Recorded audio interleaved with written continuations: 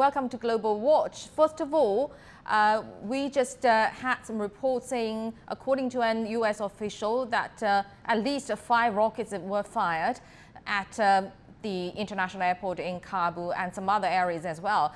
What more details can you tell us about the rocket attacks? Who fired them and for what?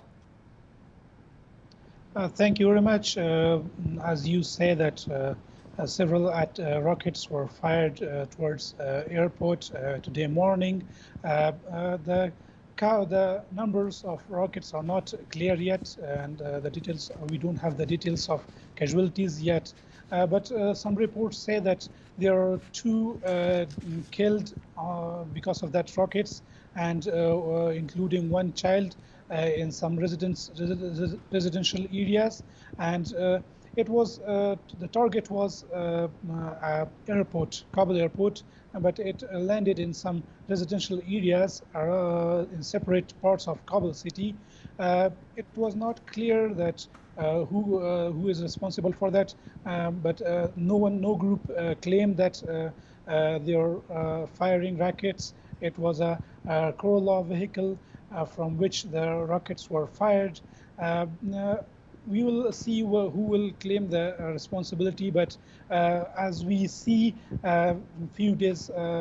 since few days, the rocket and the blasts are the ISIS claim the responsibility of recent attacks and recent blasts.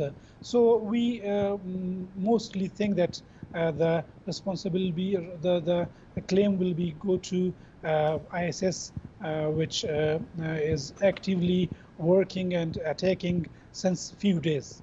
Right, and about the drone strikes yesterday, the U.S. says it carried out a drone strike against what it said was a car that ISIS-K was going to use in a suicide bombing. What more do we know about that? It was yesterday, previous evening, that U.S. drone targeted some residential areas.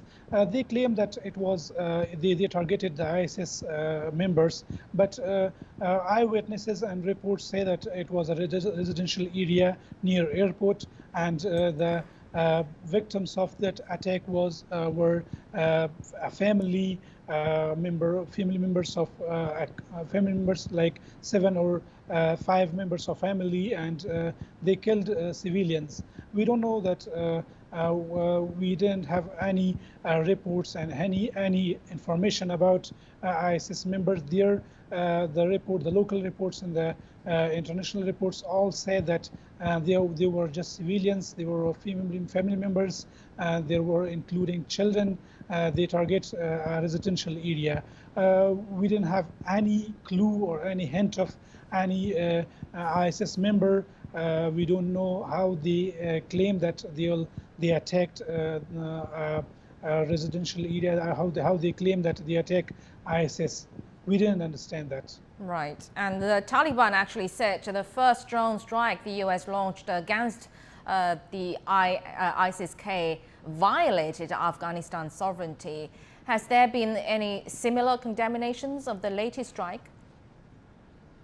At first they said that it's a violation, but I think American and Taliban are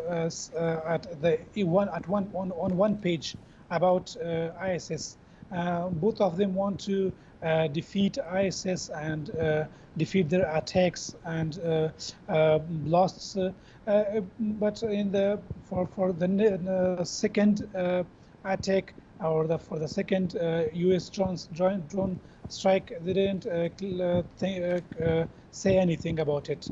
The spokesman of Taliban just reported that the U.S. forces or the U.S. drone strike targeted ISIS, but they didn't rejected or refused the drone strike. They just reported this attack, and they said that the attack was on ISIS members, which was trying to attack on Kabul airport, which has a plan to attack, a car bomb attack on airport, but they didn't reject these attacks, or that attack was which was landed in a residential area yesterday. Right, and all those happened as the deadline for the withdrawal of foreign troops, which is tomorrow. Have you been hearing many flights taking off from the airport? Since last night, we didn't hear any flights. It was last night. Every night, the just flying airports, airplanes like jet airplane, air forces, air bases like 15, 10 or 15 air bases every night. But since last night, we didn't hear any flights from our Kabul, and we think that they are just leaving the reports yesterday. U.S. says that only 4,000 U.S. forces left in Kabul. They are just in Kabul airport.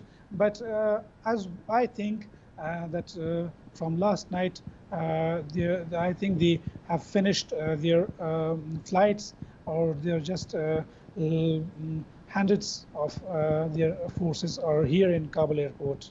Right. As they also handed over the gates, which are gates to Taliban, and as I think that they have finished, or they have ended their airbuses, and I think few members of forces, U.S. forces are left in Kabul. Right. Apart from the terrorist attacks, how is the situation in Kabul? For instance, you work for Shamshat TV. How's the media been working? Are the media working normally in the city? Nowadays, the media stations which are in Kabul city, they're normal. But we are hearing some reports from provinces that in some provinces Taliban are putting some pressure on some media stations. They are trying to limit their broadcasting, and they are trying to stop some media stations broadcasting. Some reporters from other media stations from provinces, they told us that we are stopping our broadcasting because we are very under pressure. We are very limited to do limited broadcasting. So in Kabul city, the broadcasting of our media stations are a little bit normal. But we hear from some areas, remote areas, and from provinces that the Taliban pressurize the media.